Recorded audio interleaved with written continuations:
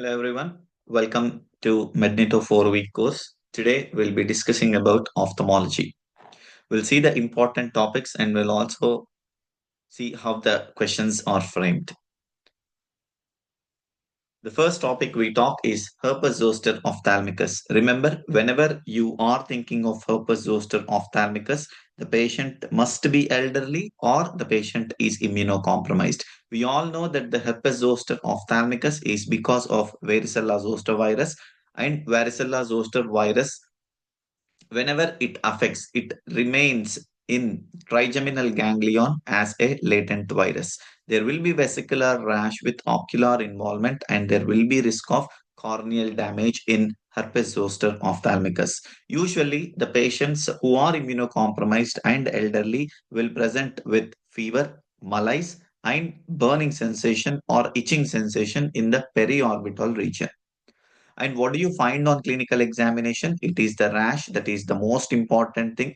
Usually, the vesicular rash is present in the distribution of the first division of the trigeminal nerve. There will be conjunctivitis and there will be dendriform corneal ulcers as well. How do you treat? This patient requires high dose acyclovir and it must be started within 72 hours of eruption of the lesions. Next, we talk about herpes simplex keratitis. Whenever there is cornea that is involved because of the any reason, there will be pain. So, patient presents with pain, photophobia, decreased vision, tearing, and redness in the eye. When you examine a patient with herpes simplex keratitis, there will be dendritic ulcer or dendritic corneal ulcers seen. There will be clear vesicles in the corneal epithelium as well on physical examination. This is characteristic of herpes simplex keratitis. How do you know that this patient has got herpes simplex keratitis? It is basically by the presence of pain, photophobia that is basically involving cornea. So it is called keratitis. And because of the herpes simplex, it is the dendritic ulcer that the patient has got. So these are the most important clues to identify a patient with herpes simplex keratitis. Remember, there will be risk factors such as sun exposure or outdoor occupation or fever or immunodeficiency as well. Again, the treatment is antiviral therapy, but please do make sure that you refer to the ophthalmologist after you start the antiviral therapy. Now we talk about dendritic ulcer. Dendritic ulcer, we have already seen, it is basically seen in herpes simplex keratitis. Very important. Next, we talk about herpes simplex retinitis. So in this, the retina is affected and herpes simplex retinitis is the common cause of corneal blindness in USA. That is why herpes simplex retinitis is important. For you to diagnose a patient with herpes simplex retinitis, there must be immunocompromised individuals that are present. Remember, both herpes zoster virus and herpes simplex virus and varicella zoster virus can present with retinitis, but they present similarly.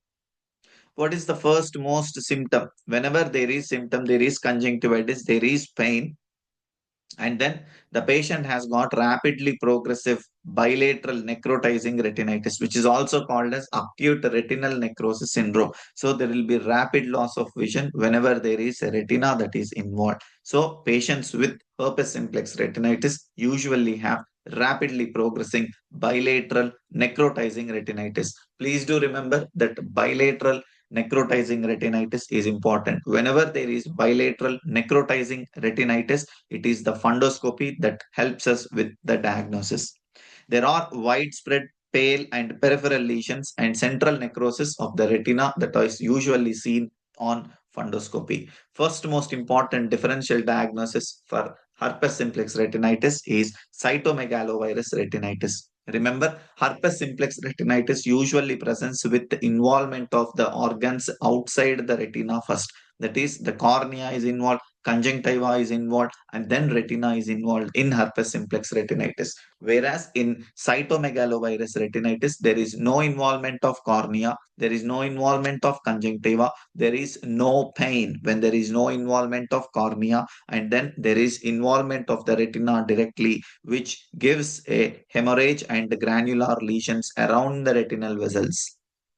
Remember, cytomegalovirus retinitis is usually diagnosed with lesions around the retinal vessels. Very important. The differential diagnosis for herpes simplex retinitis is cytomegalovirus retinitis, but you will have to differentiate it by the involvement of cornea and conjunctiva. Whenever there is cornea and conjunctiva involved along with the retina, it is herpes simplex retinitis. Whenever there is no conjunctiva involved, no cornea involved, it is cytomegalovirus retinitis, please.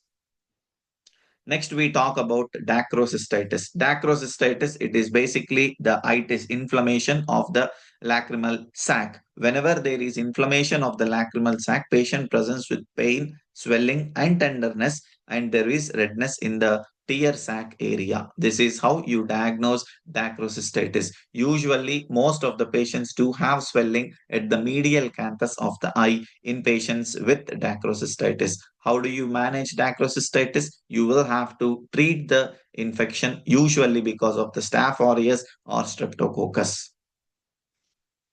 Next, we talk about bacterial keratitis. Bacterial keratitis, one most important risk factor for bacterial keratitis is patients who are using contact lenses or patients who has got corneal trauma. Very important. The two most important clues that the examiner is talking about bacterial keratitis is contact lens wearers and corneal trauma. Please do remember that bacterial keratitis is basically because of Pseudomonas and Serratia. But for Pseudomonas and Serratia to be present, there must be history of contact lens associated keratitis. So history of contact lens use with history of keratitis is usually because of Pseudomonas and Serratia. Keratitis can often cause corneal perforation, corneal bleeding, or corneal scarring.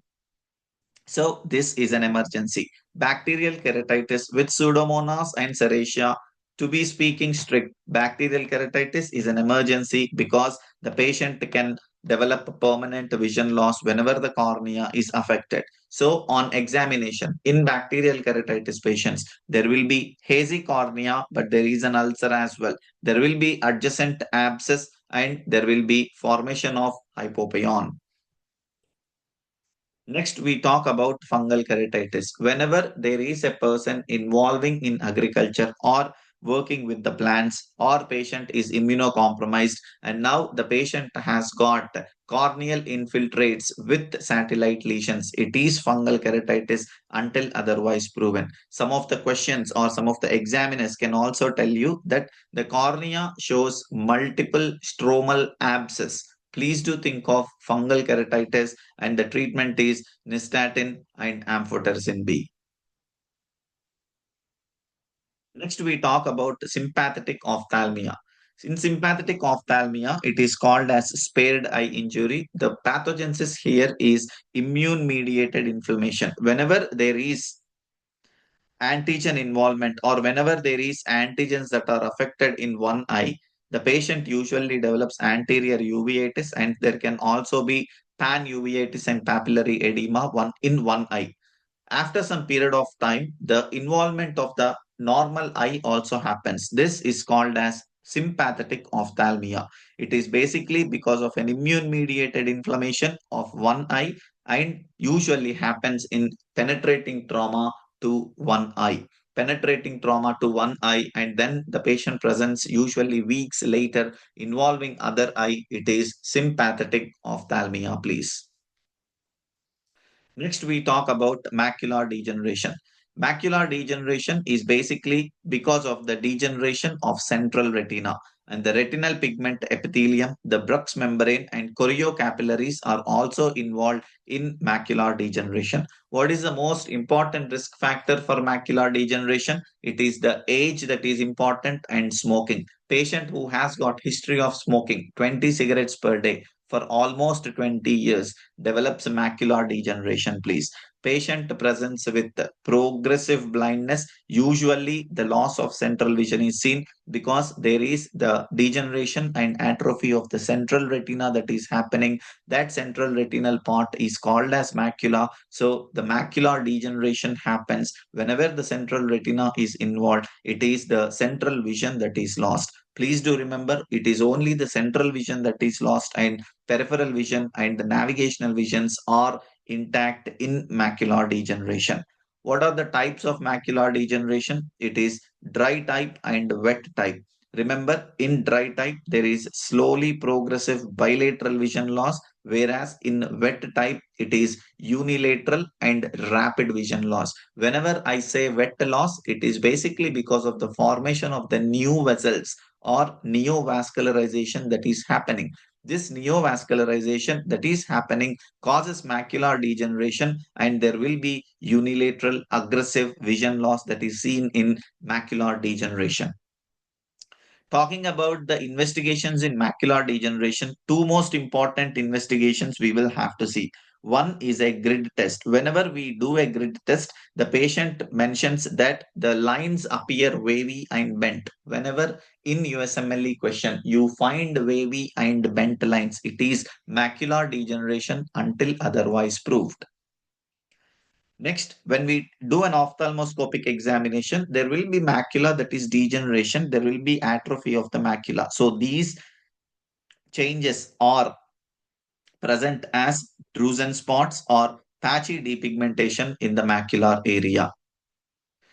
The treatment for macular degeneration is limited, but please do remember, for wet degeneration, it is the anti-VEGF, that is vascular endothelial growth factors, are given. One most important question on medication is bevacizumab. Where is bevacizumab used? It is basically used for macular degeneration, that is an anti-vascular endothelial growth factor and is used for wet type of macular degeneration.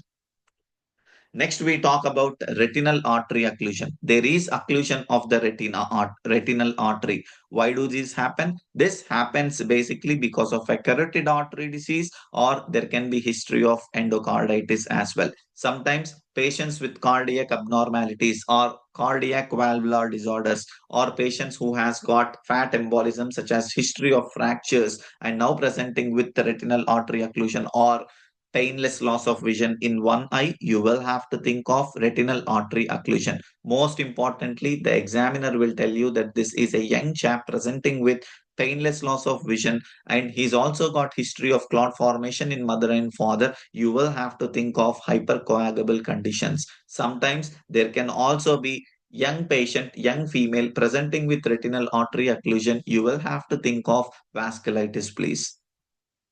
There is this famous question in cardiology presenting with atrial myxoma, where the patients develop unilateral loss of vision. It is atrial myxoma that is causing retinal artery occlusion. To wind up, the risk factors of retinal artery occlusion is basically the stroke risk factors, that is cardiac or carotid artery disease, cardiac valvular heart disease, endocarditis, long bone fracture, hypercoagulable conditions, vasculitis, and atrial myxoma. Please do remember, retinal artery occlusion is a painless loss of vision in one eye. Sometimes the examiner can also tell you or describe you a condition which is called amaurosis fugax. Whenever there is retinal artery occlusion, the blood to the retina is cut off, and on fundoscopy, you will find that there are diffuse ischemic retinal whitening, or characteristically, there will be cherry red spot that is seen in retinal artery occlusion. How do you manage retinal artery occlusion? It is the ocular massage that is the first most important thing. Whenever there is ocular massage you are doing, it is aimed at dislodging the embolus to make sure that the clot is moved to some other part of the circulation. The most rapid management in retinal artery occlusion is ocular massage. Next, we talk about carbogen therapy. In carbogen therapy, usually 95% of oxygen and 5% of carbon dioxide is used. Hyperbaric oxygen can also be used in retinal artery occlusion. We will next talk about central retinal vein occlusion. On fundoscopy, there is blood and thunder appearances within retinal hemorrhages. It also causes acute unilateral painless loss of vision. Please do remember, painless loss of vision is very important. And the factors or the risk factors again here are atherosclerotic risk factors such as age, diabetes, hypertension. Patient can present or patient can have coagulopathy, hyperviscosity syndromes, and one most important question usually aimed at the diagnosis of central retinal vein occlusion is in a patient who has got glaucoma. Very important, please. Next, central retinal vein occlusion. The fundoscopy shows venous dilation and tortuous dilation due to the venous occlusion. There can be blood and thunder appearances. There can be cotton wool spots and disc swellings as well. Remember, the fundoscopic appearances are important. There is blood and thunder appearances because of the diffuse hemorrhage that is going on. The treatment for central retinal vein occlusion is significant macular edema or there can be neovascularization.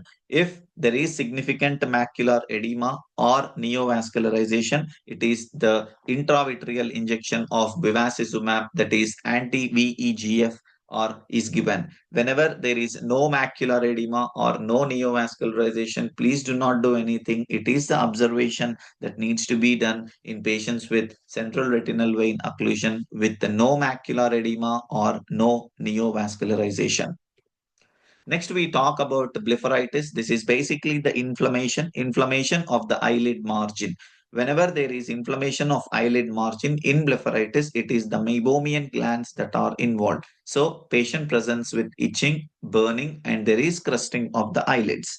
Sometimes the examiner can tell you that there is crusting of the eyelashes and a foreign body sensation in the eye. It is blepharitis until otherwise proved. The infection can spread to conjunctiva and there can be inflamed conjunctiva or redness in the conjunctiva as well. How do you treat the blepharitis patients? It is warm compressors, gentle scrubs, and lid massage if the patient has got constant blepharitis. Next, we talk about conjunctivitis. We briefly discussed this in infectious diseases. We will now discuss in more detail. The three most important types of conjunctivitis are viral conjunctivitis, bacterial conjunctivitis, and allergic conjunctivitis. In viral conjunctivitis, we will see the viral conjunctivitis first. It is basically unilateral or bilateral involvement, but for the questions, it is mostly unilateral involvement with watery discharge and there is burning and gritty sensation. It is viral conjunctivitis until otherwise proved.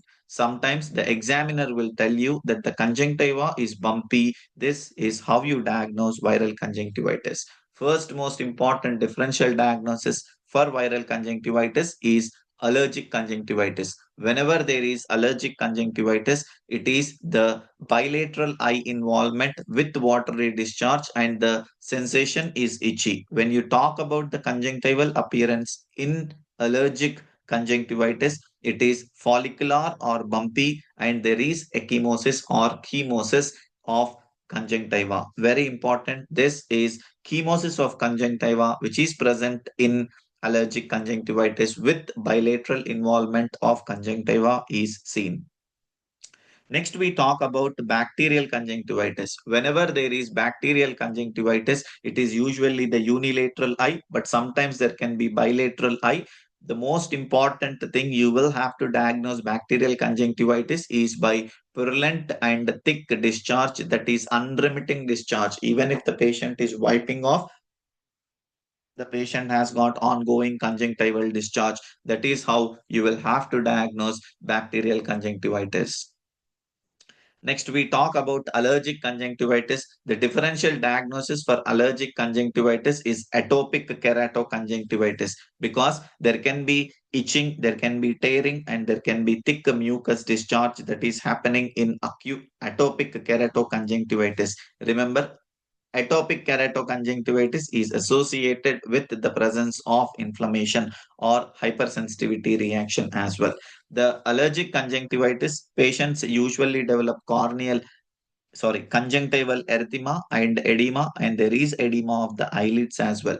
In allergic conjunctivitis, it is basically the involvement of the bilateral conjunctiva that is seen. This must be differentiated from atopic keratoconjunctivitis. Whenever there is involvement of kerato or cornea, there will be photophobia, there will be blurring of vision. But in patients with allergic conjunctivitis, which must be differentiated from atopic keratoconjunctivitis, in allergic conjunctivitis, there is no photophobia and there is no blurring of vision. Whereas in atopic keratoconjunctivitis, there is photophobia and there is blurring of vision. That is how you will have to differentiate between atopic conjunctivitis or allergic conjunctivitis versus atopic keratoconjunctivitis. The treatment for allergic conjunctivitis is antihistamines and sometimes a decongestant can also be used.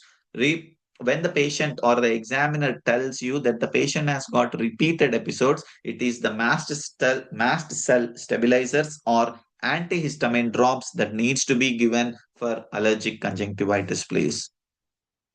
Next, we talk about the viral conjunctivitis. The management of viral conjunctivitis is warm or cold compressors. The first most important differential diagnosis for viral conjunctivitis is allergic conjunctivitis. Whenever there is allergic conjunctivitis, it is the bilateral involvement that is happening. And in allergic conjunctivitis, the symptoms are episodic and is for short duration, please.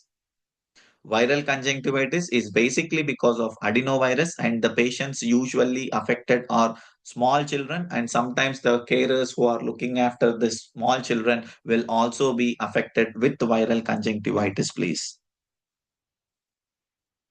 Next, we talk about the treatment of conjunctivitis. The bacterial conjunctivitis treatment, we will use erythromycin ointment. The polymyxin trimethoprim drops can also be used. The most important thing, as in USMLE, is patient with contact lens wearers. What are the drops that we used? It is the fluoroquinolone drops we use for the treatment of bacterial conjunctivitis.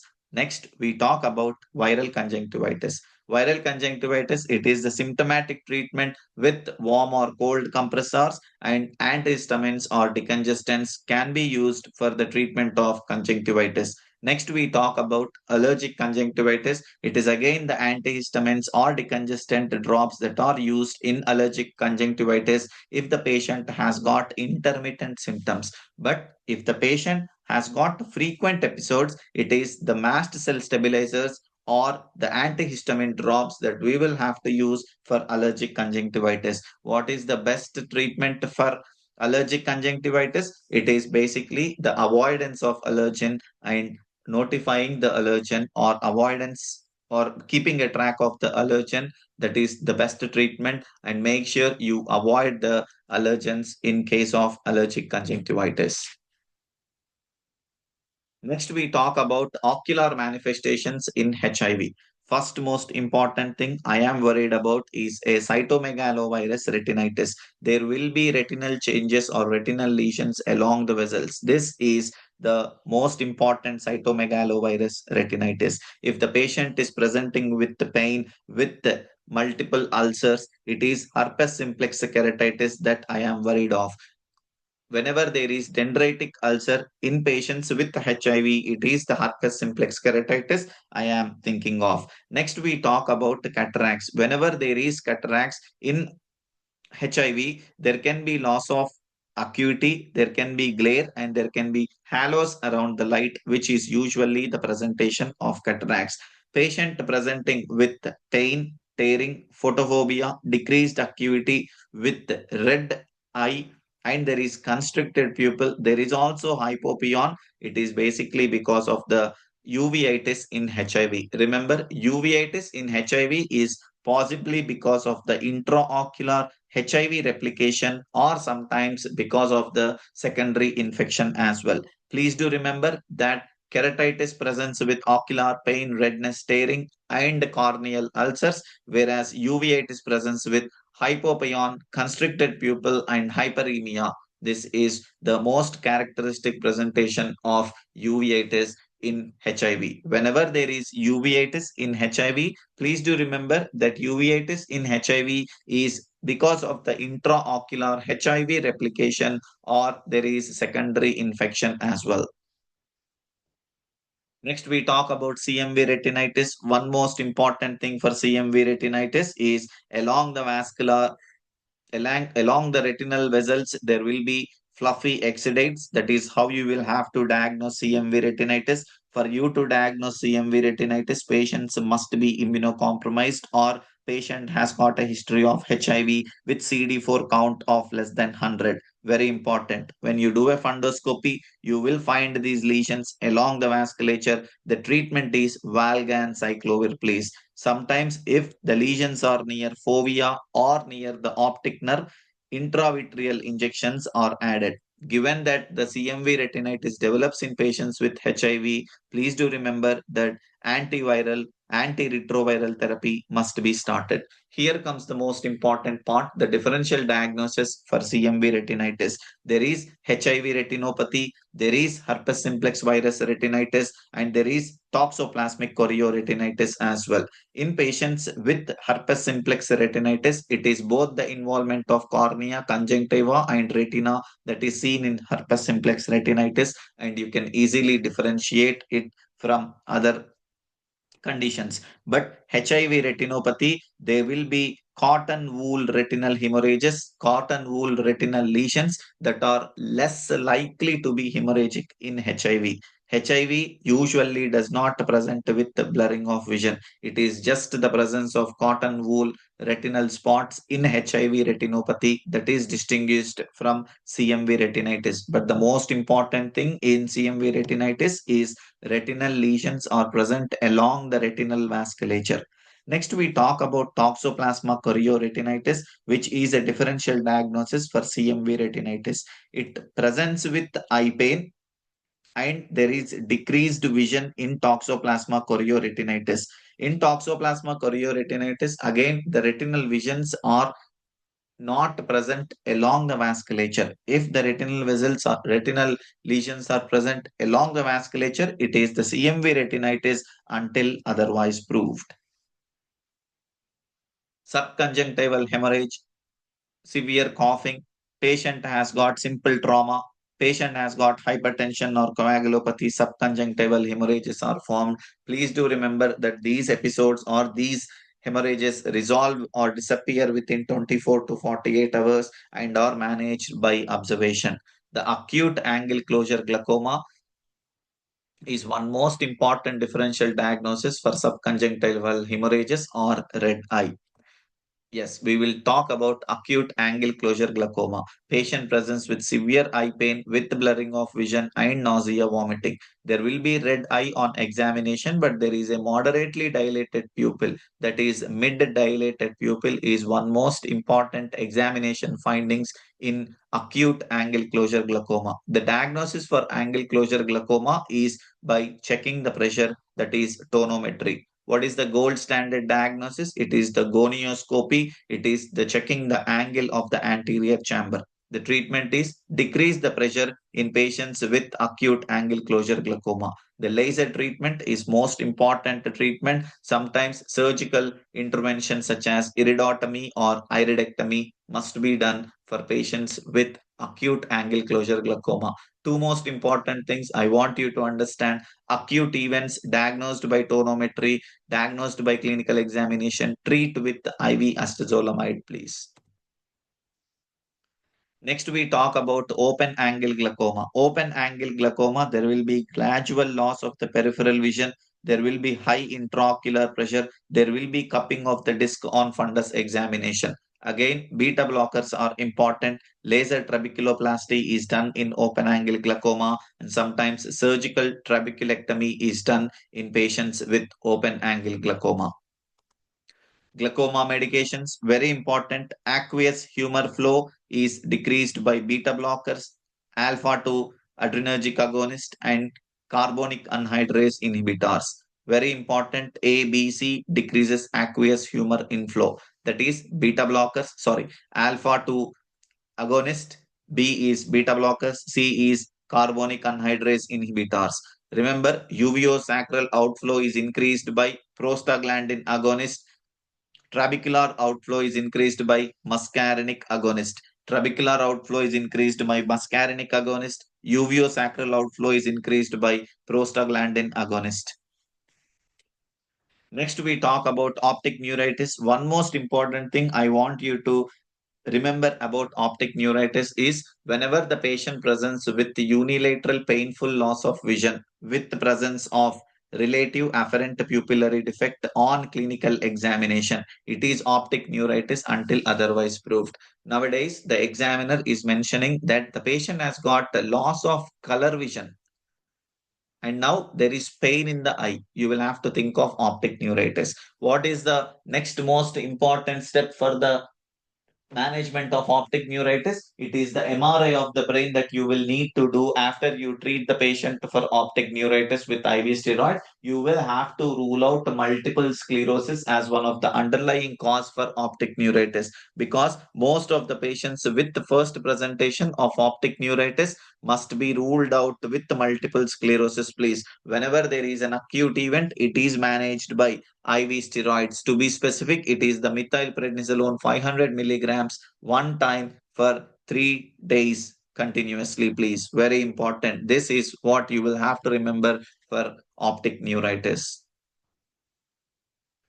Next, we talk about diabetic retinopathy. Remember, diabetic retinopathy affects the microvessels and macrovessels as well. Whenever there is diabetic retinopathy that is happening, you will also have to think of diabetic nephropathy. Diabetic retinopathy and diabetic nephropathy goes in hand. It is basically because of the microvessel involvement that is happening and that is causing diabetic retinopathy. Whenever there is diabetic retinopathy, I want you to understand that there is formation of microaneurysms, there is formation of hard x-rays, there is hemorrhages as well. So neovascularization is one of the most important thing that is happening in patients with diabetes and in the retina. That is why it is called as diabetic retinopathy. Please do remember that patients with the simple retinopathy, it is usually the microaneurysms and hemorrhages. If the patient has got pre-proliferative retinopathy, patient usually presents with cotton wool spots. If the patient has got malignant retinopathy, also called as proliferative retinopathy, that is nothing but there are multiple vessels that are formed, that is the neovascularization that is formed. We all talked about neovascularization, multiple vessels, microaneurysms. This is very clear that it is involving the formation of the new vessels. So the treatment is you will have to give anti-VEGF agents. That is bevacizumab is one most important medication again, which is an anti-VEGF medication. But the most important step is a laser photocoagulation, which can be used in the treatment of diabetic retinopathy. If there is no option of bevacizumab, please do go for laser photocoagulation. First most important treatment is laser photocoagulation for diabetic retinopathy. In some cases, the examiner can also give you bevacizumab without giving you the option of laser photocoagulation. This is diabetic retinopathy. Vitreous hemorrhage. There is hemorrhage in the vitreous. Whenever there is hemorrhage, the patient has got sudden loss of the vision. So there will be sudden loss of the vision with the floaters. The most important risk factor for vitreous hemorrhage is diabetic retinopathy. When you do a fundoscopy, you can't see anything because there will be hemorrhage in the vitreous. How do you treat this patient? It is the conservative treatment. Make sure that the hemorrhage is settled down. So upright positioning during sleep, which enhances the settling of the hemorrhage, is one most important thing you will have to do for patients with vitreous hemorrhage. If the symptoms are ongoing and are debilitating, vitrectomy must be done for patients with vitreous hemorrhage. Next, we talk about retinal detachment. Whenever there is retinal detachment, it is because of the separation of the layers of the retina. Risk factors for retinal detachment or myopia is one most important thing. There can be diabetes and vascular diseases as well. Remember, myopia causes retinal detachment is what I will have to remember. The symptoms are flashes, floaters, and curtain-like vision or curtain dropping vision in seen in retinal detachment. How do you diagnose it? It is the fundoscopy you will have to do. It is a gray and elevated retina that is usually seen in retinal detachment. For the treatment of retinal detachment, it is the laser therapy or cryotherapy that can be given first, and then you can also do an urgent surgical repair. Please do remember, refer to ophthalmology if the patient has got retinal detachment. It is the diagnosis you will have to do in USMLE Step 2 examination. The treatment is basically laser therapy or urgent surgical repair, please. Next, we talk about choroidal rupture. Whenever there is choroidal rupture, one most important thing I want you to remember is a blunt trauma. Whenever there is blunt trauma to the eye, it is the choroidal rupture that needs to be ruled out. So, patient presenting with blurred vision after blunt trauma, you will have to think of choroid rupture.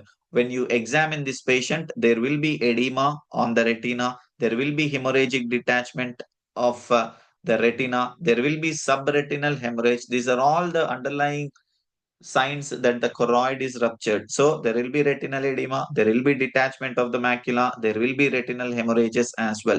This is characteristic of choroidal rupture. But how do you diagnose choroid rupture? It is the blunt trauma to the orbit, and then it is followed by the blurring of vision after blunt trauma is one most important thing for choroidal rupture.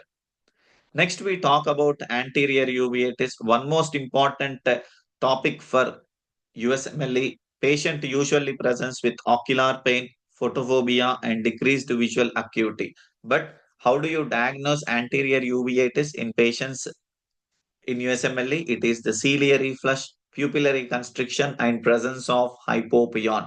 These are the three most important findings on clinical examination in patients with anterior uveitis. Please do remember that hypopyon and pupillary constriction is one most important thing for patients in order for you to diagnose anterior uveitis. The causes of anterior uveitis is important. It is the viral causes that needs to be looked for. Herpes simplex, toxoplasmosis, sometimes sarcoidosis presents with anterior uveitis. Classic question, patient presenting with joint stiffness. It is spondylosis, ankylosing spondylitis associated with anterior uveitis. Sometimes patients with history of urinary tract infection now presenting with red eye or with hypopyon. It is the anterior uveitis that is present in reactive arthritis. When you examine this patient, you will have to do a slit lamp examination. Patient presenting with arthritis, what is the next best step? It is testing for HLA-B27 and also do a pelvic or spinal X-ray that needs to be done in anterior uveitis. The treatment for anterior uveitis is dilating eye drops such as cyclopentolate and topical glucocorticoids that needs to be given for anterior uveitis. Next, we talk about external hordeolum, also called as stye. First most important question, the organism causing it, it is the Staphylococcus aureus. The presentation is basically an erythematous tender nodule. How do you treat it? It is the warm compresses that needs to be treated. When you are treating external hordeolum or patients with stye, you will have to make sure that the infection is resolved. So follow-up for this patient is also important because whenever there is presence or persistence of this stye, it can change into granulomatous nodule called as chalazion. Sometimes there can be persistent hordeolum or chalazion which needs incision and curettage, and examiners would love to ask you this question. Patient has got a history of stye or recent stye treated with antibiotics, and now the patient has got persistent lesion. What is the management? It is the incision and curettage that needs to be done for external hordeolum. What is the differential diagnosis? Internal hordeolum is the first most important differential diagnosis for patients with stye. Internal hordeolum is basically involvement of the meibomian glands, and this presents as a tender nodule usually at the palpebral conjunctiva, please. Next, we talk about cataract. I want you to remember the clinical symptoms of cataracts for USMLE. It is the painless blurring of vision, that is fine, but presence of glares and halos around the light with the difficulty driving at night. Remember, presence of glare and halos around the light. First, rule out cataract in a patient who has got advanced age or patients who has got diabetes. Smoking is one most important thing. Remember, when you examine it, because of the cataracts, there will be loss of red reflex that is seen on examination. Loss of red reflex is characteristic of cataract. Next, we talk about the treatment. The treatment is you will have to extract this lens and then you will have to make sure the lens is replaced in patients with cataracts. Very important. Acute dacrocystitis, we studied about acute dacrocystitis. Endophthalmitis is very important. It is basically because of the infection of the globe of the eye, and this is happening because of the involvement or whenever there is a rupture of the external surface of the eye. One most important cause for endophthalmitis is trauma. There will be corneal ingestion, corneal irritation, there will be red eye, but on examination, you will find that there are purulent haziness or purulent contents in the eye, and there is hypopyon as well. This is the diagnosis of endophthalmitis. Please do remember that basically endophthalmitis happens after trauma, immunocompromised, and this is basically because of the bacterial or fungal infection. The most important thing is the diagnosis. It is by the examination where you find congestion, where you find haziness of the ocular contents, and there will be hypopyon as well. Thank you very much. This completes our ophthalmology for USMLE Step 2. I'll see you in the next session.